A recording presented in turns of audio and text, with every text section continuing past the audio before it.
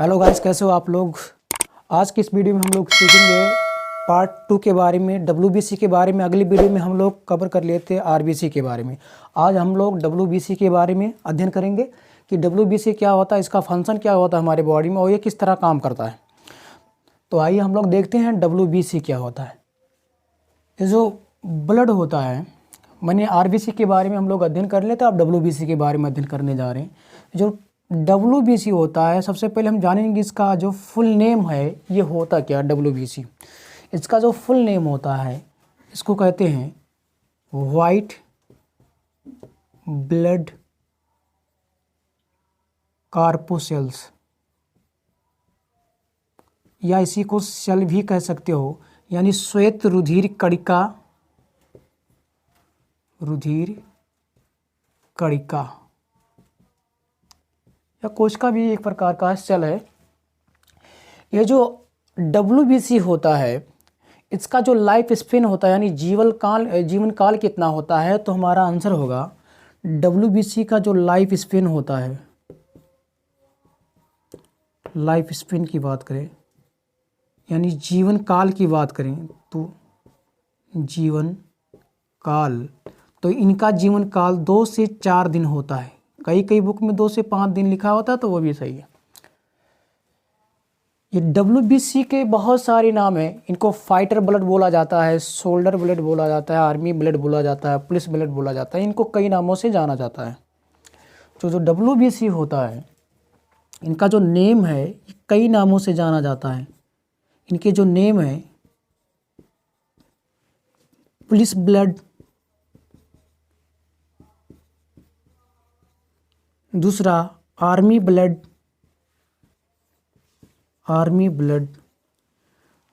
तीसरा fighter blood, shoulder blood. इन तभी नामों से इनको जाना जाता है। रीजन क्या होता है, जिस प्रकार सैनिक लोग जो होते हैं हमारी बॉर्डर पर रक्षा करते हैं, उसी तरीके से जो हमारा डब्ल्यूबीसी होता है, ये हमारी बॉडी में रह करके अन्य प्रकार से जीवाणुओं से, यानी हानिकारक जीवाणुओं से रक्षा करता है। यानी समस्त रोगों से हमारी रक्षा करने का काम इन सब ब्लड का होता है। इसीलिए डब्ल्यूबीसी को पुलिस ब्लड, आर्मी ब्लड और फाइटर ब्लड के नाम से जाना जाता है। क्योंकि ये जब तक हमारी बॉडी में रहेंगे तब तक ये क्या करेंगे, उन सब रोगों से लड़ने में सहायता प्रदान करते हैं हमारी बॉडी में, इसलिए इनको इन सब नामों में जाना जाता है। ये डब्ल्यूबीसी का जो साइंस नेम होता है, इनका जो साइंस नेम है, साइंस नेम की बात करें डब्ल्यूबीसी की, तो इनको ल्यूकोसाइट कहा जाता है। ल्यूकोसाइट्स, ये जो ल्यूको वर्ड दिखाई देगा कहीं, ल्यूको का मतलब होता है वाइट, यानी सफ़ेद, और इस साइट का मतलब होता है सेल, यानी जो सफ़ेद वाली कोशिकाएं होती हैं, इसी को कहते हैं ल्यूकोसाइट्स। ल्यूको का मतलब मैंने बता दिया कि वाइट होता है, साइट का मतलब सेल, यानी सफ़ेद वाली जो कोशिकाएं होती हैं। इनकी संख्या हमारी बॉडीज में, ह्यूमन्स में, इनकी संख्या जो हमारी बॉडी में जो होती है, बॉडीज में, ये 5 से 10,000 प्रति घन मिलीमीटर होता है, प्रति घन मिलीमीटर होता है, मिली लीटर होता है, इतना होता है। कई बुक में 5 से 9 लिख देता है, कहीं 11 लिखा तो बात को इसी अप्रोक्सिमेट से मतलब 5 से 10 प्रति मीटर घन मिलीमीटर तो होगा इसमें। ये जो डब्ल्यूबीसी है, मैंने कल आपको ये जो आरबीसी होता है, आरबीसी का भी नाम डालने साइंस नेम अगली वाली वीडियो में भूल गया था बताने के लिए आप लोगों को। तो आरबीसी का जो साइंस नेम होता है, इसको एरिथ्रोसाइट कहते हैं, एरिथ्रोसाइट्स कहते हैं। ये एरिथ्रो जो वर्ड है ना, एरिथ्रो का मतलब होता है लाल। ये जो एरिथ्रो वर्ड दिखाई देता है, ये ल्यूको का मतलब मैंने वाइट बताया, तो ये एरिथ्रो जो होता है, एरिथ्रो का मतलब होता है लाल, और साइट्स का मतलब सेल, यानी लाल वाली जो सेल होती हैं, कोशिकाएं होती हैं, उसी को इसका आरबीसी का साइंस नेम ल्यूकोसाइट्स होता है। अगर इनका हम पीएच वैल्यू की बात करें, तो इसकी पीएच वैल्यू जो होता है 7.4 होता है। ये इसकी जो, ये क्षारीय में आते हैं, इनका जो नेचर्स होता है ये क्षारीय होती है। अब बात करेंगे हम इनका निर्माण कई जगह होता है। पहला नंबर थाइमस ग्लैंड में भी हो सकता है,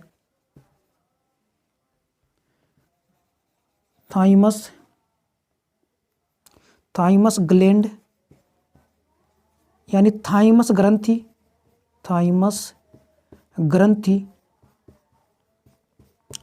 और दूसरा आपका और थाइमस ग्रंथ के बाद में होगा हमारा लीवर में भी होता है।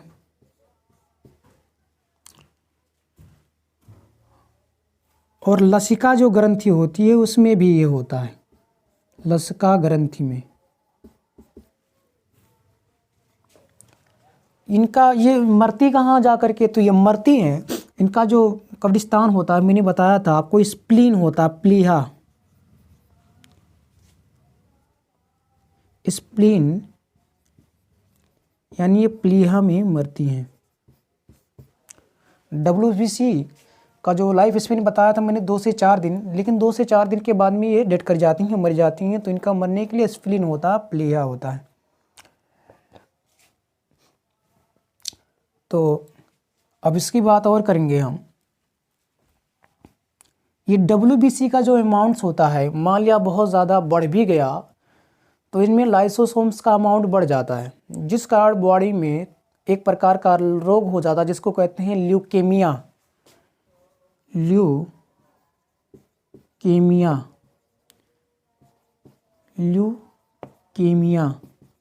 इस ल्यूकेमिया को कैंसर कहते हैं।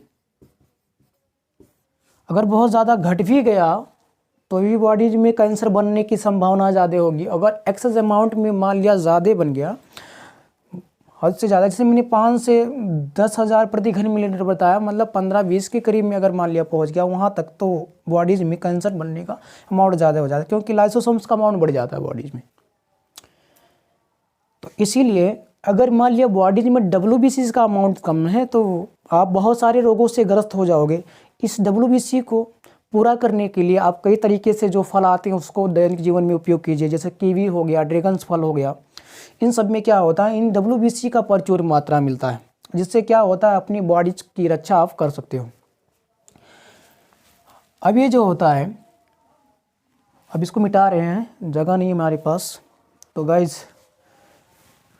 ठीक है, इसको मिटा रहे हैं। अब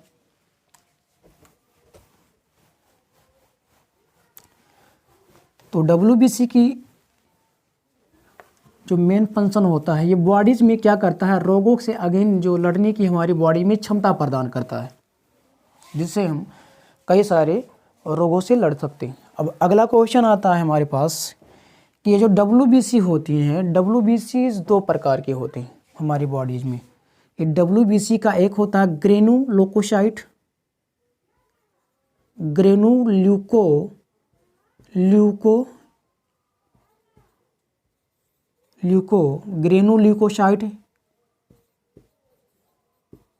एक होता है एग्रेनुलोकोसाइट,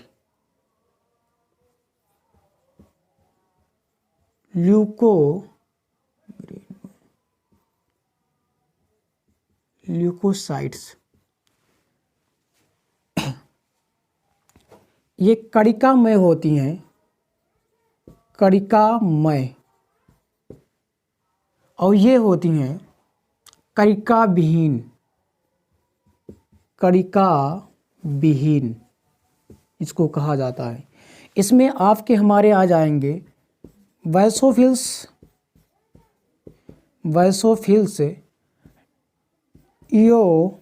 इओसिनोफिल्स, और होगा तीसरा हमारे पास आएगा इसमें इओसिनोफिल्स के बाद में अगला है न्यूट्रोफिल्स।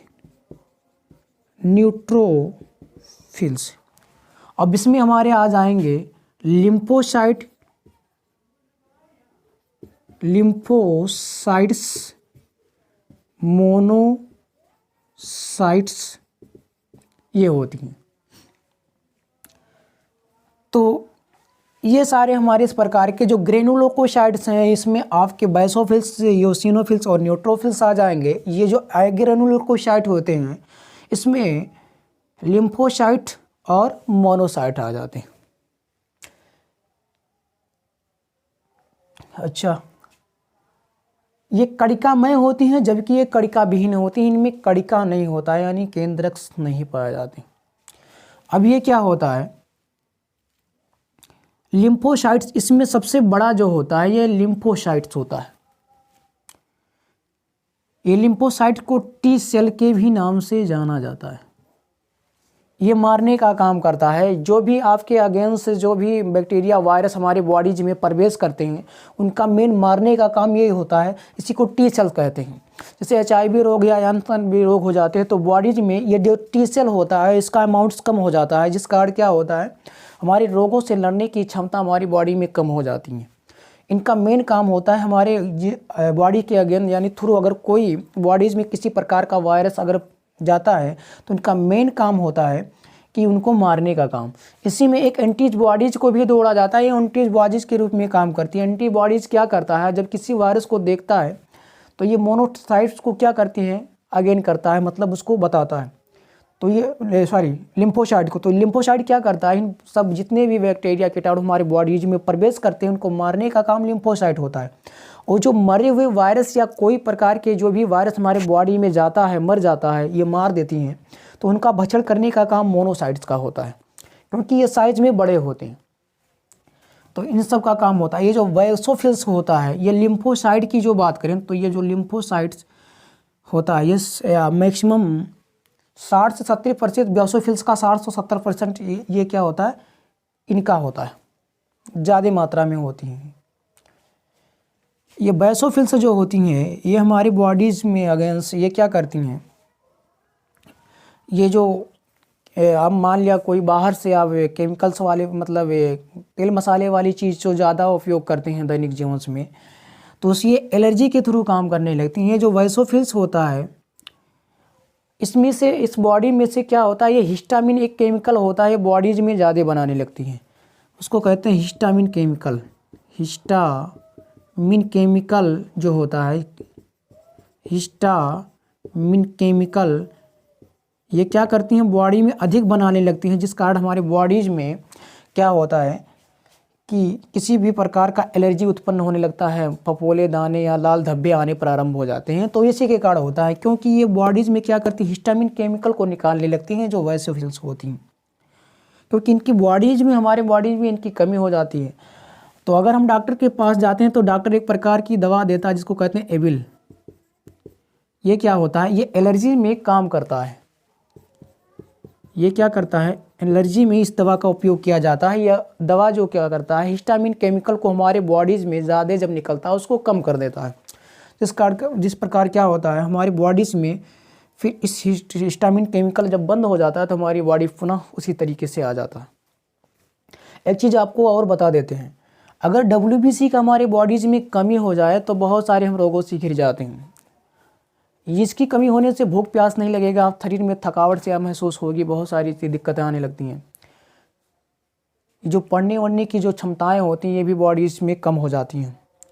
रीज़न क्या होता है कि ये बॉडीज़, ये जब तक हमारे बॉडीज़ में है तब तक हमारा बॉडीज़ ये जो होता है संतुलन अवस्था में बेहतरीन रहता है, बॉडीज़ में फिटनेस रहती है, बहुत सारे रोगों से लड़ने की क्षमता होता है। रीजन क्या होता है, क्योंकि इसमें डीएनए होता है, क्योंकि केंद्रक होता है इसमें, इसलिए ये डीएनए पाया जाता है इसमें। तो हम इसमें क्या करते हैं, इसमें डीएनए की जांच आराम से कर सकते हैं, जबकि आरबीसी में ये केंद्रक न्यूक्लियस नहीं होता है, इसलिए हम उसकी जांच सही तरीके से नहीं कर पाते। तो इनका मेन फंक्शन ये था। अब गाइस इसके आगे हम लोग कल पढ़ेंगे। उम्मीद है आप लोगों को समझ में आया होगा। लाइक कीजिएगा, सब्सक्राइब कीजिएगा, ज़्यादा से ज़्यादा शेयर कीजिएगा। थैंक्स, धन्यवाद।